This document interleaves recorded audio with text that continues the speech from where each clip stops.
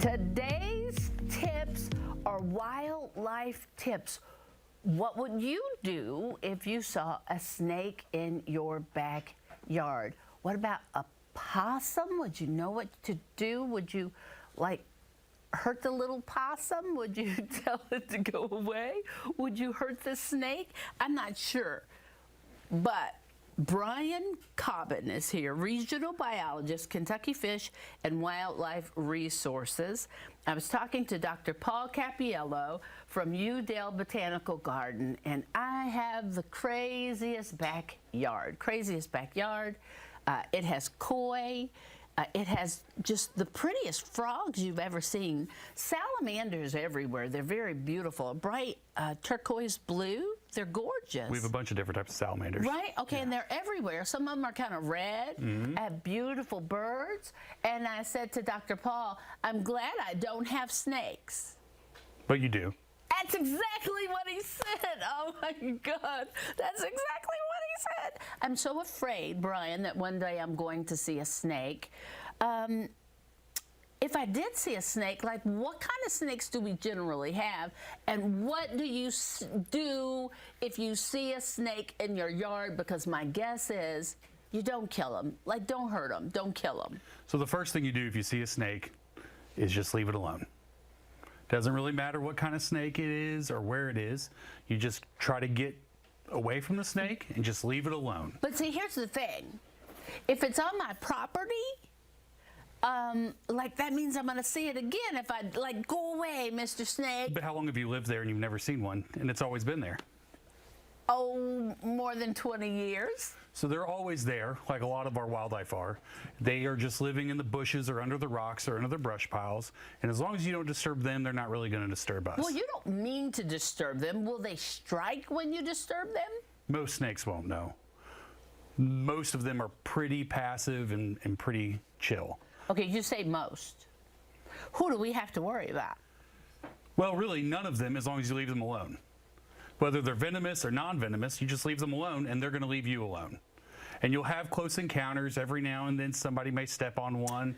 And I've stepped on snakes before. That's what I worry about. Okay, so I had to clean the, what do you call it? I had to clean the thing of my koi pond. And I said, okay, it's too much brush back here. Mm-hmm. And so I put boots on. Yeah. Just in case I went stepping and there was one back there, because if it struck, I didn't want it to get me. Well, in particular, at least around Louisville, there's not very many venomous snakes at all. Let's talk about that. What kind of venomous snakes? Well, there's none around Louisville. None really. Around Louisville? You start getting south of Louisville, down into Bullitt County a little bit, or further west Kentucky. Because we have rattlers and we have cottonmouths. Mm-hmm. Where are they? And we have copperheads. And we have copperheads. So cottonmouths are in the far western part of the state. Are they only in water? Yes, they're pretty water dependent. Okay. And then your copperheads and your rattlesnakes, your timber rattlesnakes, kind of occupy the same habitats in the same area. And that's typically in bigger woods, more contiguous woods, and they don't like human disturbance. So the more human activity there is, typically they kind of get out of there. So if we're in a forest, like a Bernheim forest, mm-hmm. should we worry about that and be very careful? You should always watch out when you're out in the woods walking around, just because you might twist your ankle, and a twisted ankle is much more likely than a rattlesnake bite. Okay, see, I'm worried about it. And possums eat the venomous snakes, don't they? And they're not bothered by them. No, possums really don't eat snakes. They don't eat snakes? Now, they may eat a snake egg. Oh, but they're not. Yeah. I heard they eat snakes, but they don't eat snakes. Not really. No, possums are primarily scavengers. They're omnivorous. Oh, so should I shoo them away? Possums, you don't need to do anything with. Just let them be. They're good scavengers. They help clean up our ecosystem. I don't want them in my backyard. Well, just leave them alone, and they'll go away. Okay, so you can tell that he is a fish and wildlife person. When I have a possum that is walking my fence, I say, Mr. Possum, you got to go. It's me or you. But I should just let him walk the fence? Let him walk the fence. Oh, He's just there sir. Picking up trash. Picking up dead animals. He's doing his thing. Oh, bless you, Bryan. Me and you, we do not live in the same world. We do not live in the same world. Mosquitoes, are we having trouble with mosquitoes and things like that? We all know we can't have water sitting around. Yeah, so the best thing with mosquitoes, and we deal with a lot of insects just in a workplace. We deal with ticks and mosquitoes and things like that. That's another thing. Ticks. Can we have ticks just in our regular backyard? We Absolutely. Can't we? Yeah. So you can go the pesticide route, but you're also eliminating a lot of food for local wildlife that everybody enjoys seeing, whether that's birds or what have you. So the best thing to do to control mosquitoes or ticks is keep your lawn nice and tidy, remove stagnant water, clean up brush piles, clean up tall standing grass, and then use things like off or DEET, or citronella candles can help, or there's things called thermocells that can kind of create a bubble that insects aren't going to get into. Is there anything you want us to know that you see us do and you go, people, don't do that? Yes.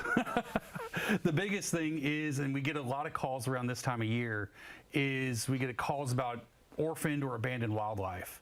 And the biggest thing is just let nature take its course. Oftentimes, like a doe will have a fawn and she'll park that fawn for 8, 9, 10, 12 hours while she goes off and feeds. And she's going to come back to that fawn and nurse it, bring it back to, keep it healthy.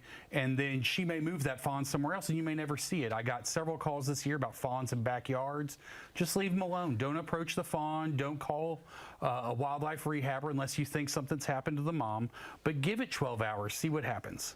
What about hurt birds and things like that? So the best thing to do if you do have injured wildlife is to go onto our website and look up wildlife rehabbers, and you just go through, scroll there, find your county.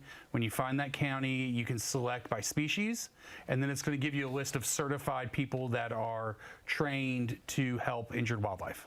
All right. We appreciate you.